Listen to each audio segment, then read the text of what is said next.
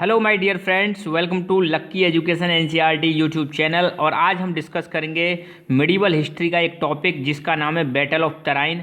आपको पता है बैटल ऑफ तराइन दो बैटल हुए हैं। एक बैटल हुआ था 1191 में और दूसरा बैटल हुआ था 1192 में।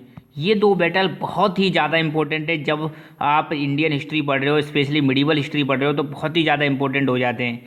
क्यों इंपॉर्टेंट हो जाते हैं वो मैं इसलिए बता रहा हूँ क्योंकि एक चीज़ आप ध्यान रखना, क्योंकि अब तक 1191 और 1192 का जो बैटल हुआ है, इस तक अब तक मतलब इंडिया में सिर्फ और सिर्फ हिंदू रूल चल रहा है। ध्यान रखना, हिंदू रूल चल रहा है। और पहली बार इंडिया में मुस्लिम रूल की शुरुआत होगी इन दो बैटलों के ख़त्म होने के बाद। मैं आपको बताऊंगा कैसे मुस्लिम रूल की इंडिया में शुरुआत होती है और क्यों ये दोनों बैटल बहुत ही ज़्यादा इंपॉर्टेंट है। आप इनको बिल्कुल अंडर एस्टिमेट मत करना, ये बैटल बहुत ही ज़्यादा इंपॉर्टेंट है। ठीक है, तो बैटल ऑफ तराइन, ये तराइन नाम की जगह पर होते हैं। दो बैटल होते हैं। ठीक है, पहला बैटल 1191 में होता है और दूसरा बैटल होता है 1192। ये दो बैटल हो गए। दूसरी चीज़, तराइन नाम की जो जगह है ये है आज की डेट में हरियाणा। आपने हरियाणा राज्य सुना होगा, हरियाणा राज्य में ये जगह है तराइन। ठीक है, होता किस किस के बीच में, यहाँ पे दो हैं व्यक्ति। एक तो है पृथ्वीराज चौहान जो कि चौहान डायनेस्टी के थे या चाहमना डायनेस्टी भी बोलते हैं। तो ये चौहान डायनेस्टी के रूलर थे, अजमेर और दिल्ली वाले एरिया पर ये रूल कर रहे थे। दूसरी तरफ है मोहम्मद गौरी अफगानिस्तान में एक जगह थी, एक रीजन था गजनी रीजन, उस एरिया के ये रूलर थे। ठीक है, तो शुरुआत करते हैं, थोड़ा आगे बढ़ते हैं। पहला battle, first battle of Tarain. अच्छा, पहला बैटल ऑफ तराइन क्यों होता है पहले मैं आपको बता देता हूँ। थोड़ी सी और कहानी थोड़ी सी इंटरेस्टिंग होगी आपको। तो जैसा कि मैंने बताया था कि मोहम्मद गौरी कहाँ के हैं? मोहम्मद गौरी हैं आपके कौन सा रीजन? एक रीजन है गौर, आपका रीजन का नाम क्या है? गजनी रीजन है, सॉरी गजनी रीजन है अफगानिस्तान में। कहाँ से आए ये? अफगानिस्तान में आए, गजनी रीजन है। ठीक है, वहाँ पे ये रूल कर रहे हैं। ये क्या करते हैं 1191 में ही पंजाब में एक जगह थी बठिंडा के एरिया को कंट्रोल कर लेते हैं। ठीक है, और इंडिया में आगे की तरफ बढ़ने लगते हैं। अब ये चीज़ पता चलती है पृथ्वीराज चौहान को, यार ये तो इंडिया में आगे की तरफ बढ़ते आ रहे हैं। तो इनको ये सारी चीज़ें अच्छी नहीं लगी। तो पृथ्वीराज चौहान रूल कर रहे थे अजमेर और दिल्ली वाले एरिया पे, ये रूल कर रहे थे अजमेर वाले एरिया पे। तो इनको पता चला कि मोहम्मद गौरी आगे की तरफ बढ़ रहे हैं। तो फिर इन्होंने डिसाइड किया कि मतलब अब इनको रोकना पड़ेगा। और ये मतलब फिर इन दोनों के बीच में बैटल होता है। दोनों के बीच में बैटल कहाँ पर होता है? तराइन नाम की जगह पर होता है। दूसरा एक कारण ये भी बताया जाता है कि पृथ्वीराज चौहान, इनका एक प्रेम प्रसंग चल रहा था किसके साथ? कन्नौज में एक रूलर थे जिनका नाम था जयचंद। कन्नौज में एक रूलर थे जयचंद, जिनका रूलर नाम था जयचंद गढ़वाल। इनकी पुत्री थी संयोगता। मैं लिख रहा हूँ, इनकी पुत्री का नाम तक क्या था? संयोगता। तो संयोगता के साथ ये पृथ्वीराज चौहान ने क्या किया था, ये जो संयोगता है, संयोगता ने पृथ्वीराज चौहान के साथ भागकर शादी कर ली थी, जो कि कन्नौज के जो रूलर थे जयचंद, इनको अच्छा नहीं लगा। तो ऐसा बताते हैं कि जयचंद ने मोहम्मद गौरी को इनवाइट किया था। क्या किया था? इनवाइट किया था। और ये भी एक कारण माना जाता है कि मोहम्मद गौरी और पृथ्वीराज चौहान के हमें जो युद्ध हुआ था पहला, फर्स्ट बैटल ऑफ तराइन। ठीक है, तो पहली चीज़ तो आपको ये पता चल गई कि एक तरफ तो मोहम्मद गौरी आगे की तरफ बढ़ता जा रहा था, बठिंडा की तरफ आ रहा था। ये चीज़ अच्छी नहीं लगी पृथ्वीराज चौहान को, जो कि रूलर थे, बहुत ही ज़्यादा पावरफुल रूलर थे। और इनको ऐसे समझ लो लास्ट हिंदू रूलर समझ लो। इसके बाद फिर क्या हो जाएगा? मुस्लिम रूल की शुरुआत हो जाएगी। खैर, अब क्या होगा देखो, अब दोनों की सेनाएं मिलती हैं, आमने सामने मिलती हैं। कहाँ पर मिलती हैं? ये मिलती हैं आपकी तराइन नाम की जगह पर। ठीक है, हरियाणा में जो तराइन कहाँ पड़ती है? हरियाणा में पड़ता है। तो मोहम्मद गौरी ऐसा बताते हैं जयचंद ने इनको इनवाइट किया था। जयचंद कौन थे? कन्नौज के रूलर थे। ठीक है, और इनकी बेटी ने किससे शादी की थी? भागकर पृथ्वीराज चौहान। एक्चुअली उनका प्रेम प्रसंग था। ठीक है, लव ट्रायंगल था। खैर उसको छोड़ो। दूसरी चीज़, मोहम्मद गौरी कहाँ के रूलर थे? गजनी आज की गजनी कहाँ पर थे? गजनी एक किंगडम है, छोटा सा किंगडम है। कहाँ का? अफगानिस्तान का। दूसरी तरफ ये रूलर थे अजमेर और दिल्ली के। इनके गवर्नर भी थे इस युद्ध में, जिनका नाम था गोविंद राज तोमर। ठीक है, तो गोविंद राज तोमर। अब बात होती है 1191 की, बात है 1191। ये डेट हम लिखना यहाँ पे भूल गए, 1191।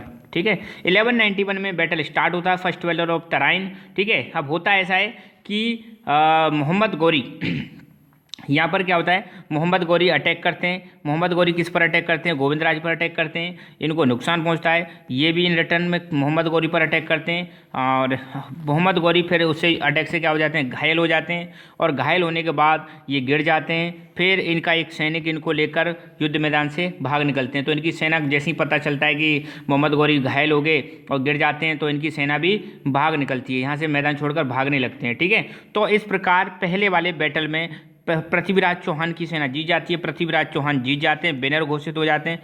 और दूसरी तरफ मोहम्मद गौरी इस बैटल को लूज कर देते हैं और बैटल को हार जाते हैं। ठीक है, तो ये तो हुआ पहला वाला पोर्शन। ध्यान रखना 1191 में बैटल हुआ था, कौन सा, फर्स्ट बैटल ऑफ तराइन। ये तो हो गया 1191 का केस।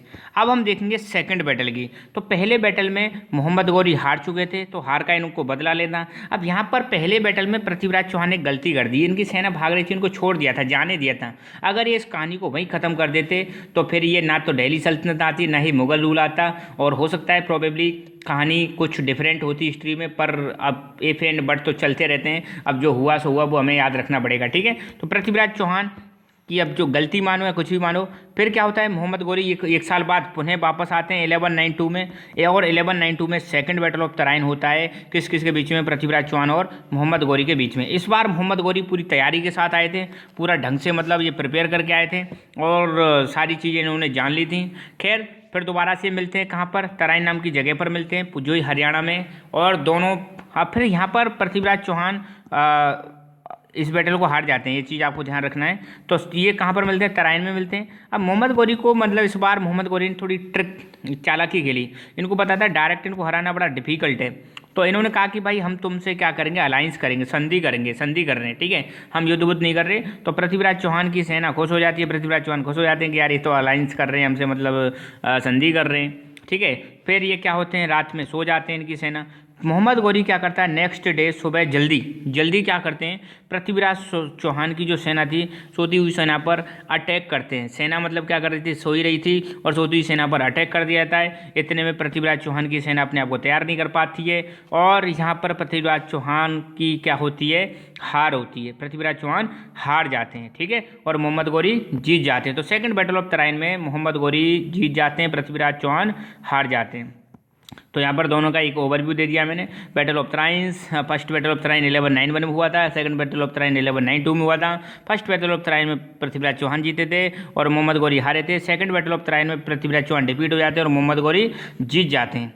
ठीक है, अब बस यही दो बैटल हैं हमारे, इन दो बैटलों के बारे में मुझे बताना था। इसके बाद क्या होता है, इसके बाद अच्छा एक चीज़ ध्यान रखना, मोहम्मद गौरी थे, मोहम्मद गौरी इसके बाद एक बैटल लड़ते हैं 1194 में। उस बैटल को बोलते हैं battle of Chandawar. Battle of Chandawar में ये जयचंद को भी हरा देते हैं, जो कन्नौज के रूलर थे जयचंद, उसको हरा लेते हैं और कन्नौज को भी अपने कंट्रोल में ले लेते हैं। और मोहम्मद गौरी का एक स्लेव था जिसका नाम था कुतुबुद्दीन ऐबक। ध्यान रखना, मोहम्मद गौरी का एक स्लेव था जिसका नाम था कुतुबुद्दीन ऐबक, और कुतुबुद्दीन ऐबक को वो भी यहाँ का इंडिया का गवर्नर बना के वापस चले जाते हैं। और ऐसा बताते हैं 1206 में पर मोहम्मद गौरी की एक खोखर जनजाति, खोखर ट्राइब के द्वारा इनकी क्या कर दिया जाती है, हत्या कर दी जाती है, असैसिनेशन कर दिया जाता है। फिर 1206 में 1206 में जो इनका एक स्लेव था जिसका नाम था कुतुबुद्दीन ऐबक, तो कुतुबुद्दीन ऐबक क्या करता है, 1206 में स्लेव डायनेस्टी की स्थापना करता है या दिल्ली सल्तनत की नींव रख देता है। ठीक है, तो कुतुबुद्दीन ऐबक के द्वारा 1206 में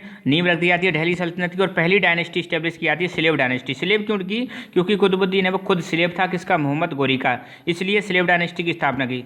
तो ये तो दोनों बैटल हैं, first battle of Tarain, second battle of Tarain, इनका रिजल्ट ये रहता है कि इंडिया में मुस्लिम रूल की स्थापना हो जाएगी और एक दिल्ली सल्तनत की शुरुआत हो जाएगी जो कि 320 के समथिंग 320 ईयर्स के समथिंग रूल करती है, 1206 से 1526। दिल्ली सल्तनत में 5 डायनेस्टी आती हैं। पहली डायनेस्टी स्लेव डायनेस्टी, दूसरी खिलजी, तुगलक, सैयद और लोधी। इन्होंने इतना रूल किया था, यहाँ पे आपको ध्यान रखना है। स्लेव डायनेस्टी ने रूल किया था 1206 से 1290 के बीच में। खिलजी डायनेस्टी ने रूल किया था 1290 से 1320 के बीच में। तुगलक डायनेस्टी ने रूल किया था 1320 से 1414 के बीच में। सैयद ने रूल किया था 1414 से 1451 के बीच में। और लोधी डायनेस्टी ने रूल किया 1451 से 1526 के बीच में। और यहाँ पर फिर ट्विस्ट आता है, 1526 में एक बैटल होता है, फर्स्ट बैटल ऑफ पानीपत, जिसमें लोधी डायनेस्टी के लास्ट रूलर इब्राहिम लोदी को डिफीट कर दिया था बाबर के द्वारा, और फिर शुरुआत हो जाती है मुगल रूल की। खैर वो हम कभी बाद के लेक्चर में देखेंगे। आज के लेक्चर में बस इतना ही। Thank you so much. Keep learning, keep enjoying and God bless you all.